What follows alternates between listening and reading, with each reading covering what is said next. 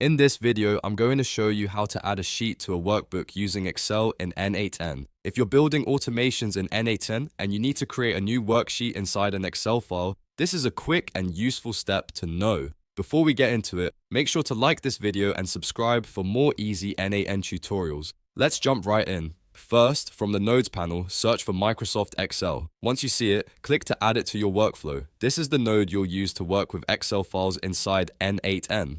After that, open the node settings and choose the action called Add a Sheet to Workbook. This tells N8N that you want to create a brand new sheet inside an existing workbook. Now it's time to configure the node by giving it the required details. You'll need to select or provide the workbook you want to update, then set the sheet information according to your workflow needs. Make sure the workbook is correctly connected and that the sheet name is entered properly, since this is what will be used when the new sheet is created. If your workflow uses dynamic data, you can also map values from earlier nodes so the sheet name or workbook reference can be filled in automatically. Once your details are configured, double-check everything before running the node. When you execute the workflow, N8N will add the new sheet to your workbook through Excel, and that's it. You've now added a sheet to a workbook using Excel in N8N. If this helped, hit like, subscribe, and I'll see you in the next tutorial.